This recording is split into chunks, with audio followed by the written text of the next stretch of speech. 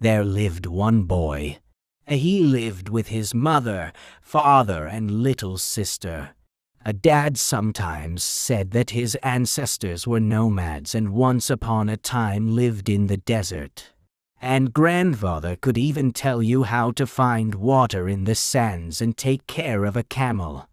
Do you remember your grandfather? Dad asked. We once went to him. I don't remember, replied the boy. But in fact, the boy remembered the old man very well, who looked like a dangerous bird of prey and remembered his eyes like two pieces of dark ice. The boy was then so frightened that he would have run away, but his legs froze like a stone and he could not move. And grandfather laughed out loud and said that such a child could not survive in the desert. And he paid no more attention to the boy. But the grandmother turned out to be very kind. She took the boy to the kitchen, treated him to some sweets, and gave him a talisman, a bag with a stork embroidered on it. Don't show it to anyone, grandmother warned. Not even mom and dad. Otherwise, it will stop working. What's there? The boy asked his grandmother, trying to feel with his fingers what was inside the bag. Chalk and ashes, answered the grandmother. And then she told the boy a fairy tale about ancient demons living in the desert, who sneaked up on sleeping people in the dark, strangled them and drank all the blood from them. When these people were found in the morning, they looked like dry mummies, said the grandmother.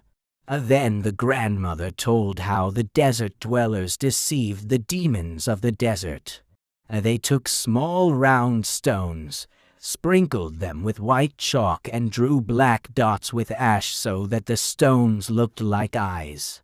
Human eyes are a delicacy for the demons of the desert, Grandma said, like sweets for you.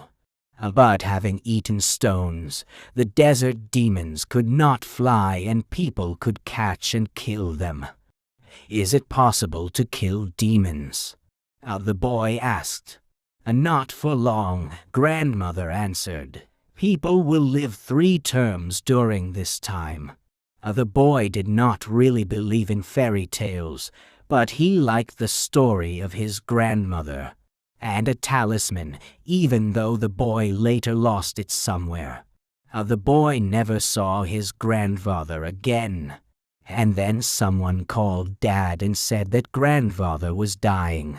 And the boy's father went to his grandfather. And at night the boy had a dream. He suddenly found himself in the desert and the demon pursued him. Of course, the boy could not see the demon himself, but it seemed to him that someone's invisible eyes, cold as ice, were watching him. The boy had never met the demons of the desert, but this look seemed to be familiar to him. The boy ran for a long time, but when he fell exhausted into the sand, he still felt the gaze of the demon. The boy wanted to cry, but under the scorching sun, the tears dried up before they appeared. Human eyes are a delicacy for the demons of the desert. Suddenly, as if in reality, the boy heard the voice of his grandmother. And as often happens in a dream, he suddenly realized that he was constantly clutching a talisman in his hand, a bag with a stork embroidered on it. The bag was sewn up, but when the boy pulled harder, the threads in the upper part of the bag immediately broke.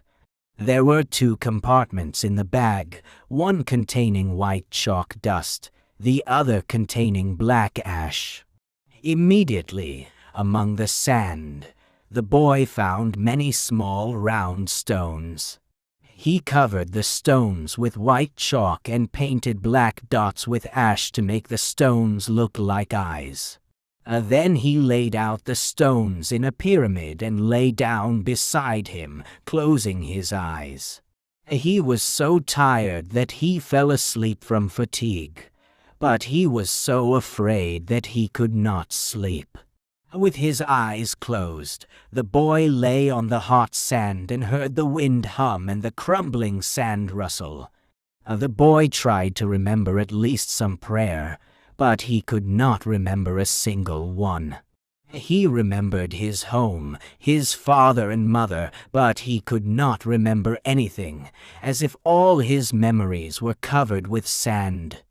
And then something touched him, and with a cry the boy jumped to his feet. "Quiet," said the man standing in front of him. "Everything is all ready."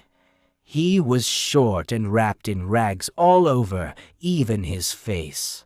Only the eyes were open, and that gaze carefully studied the boy. "You acted correctly and impeccably," said the man, and even by the stranger's hoarse voice, the boy could not determine who was in front of him, a man or a woman, a child or an old man. "Sometimes they become so strong that they can live in a human body," continued the unknown, "and when one body dies, they move into another, more often into the bodies of their human descendants. It's easier to do so. They are not easy to catch, because they are only vulnerable at the moment of transition from one body to another." The man took a step forward and handed the boy a strange rounded object. "This is a dry gourd," said the man. "People of the desert carry water in it." The boy took the pumpkin. "You are a worthy son of the people of the desert. When you die for real, we will meet you here and bury your bones in the sand. But your great-grandchildren will have to meet him again, and you will wait for them here to help." The man turned his back and walked away. When the boy woke up, he had a dry gourd in his hand, and the bed was full of dry yellow sand. Only then did the boy realize what the gaze of the invisible desert demon that had been pursuing him reminded him of. His grandfather had the same icy look.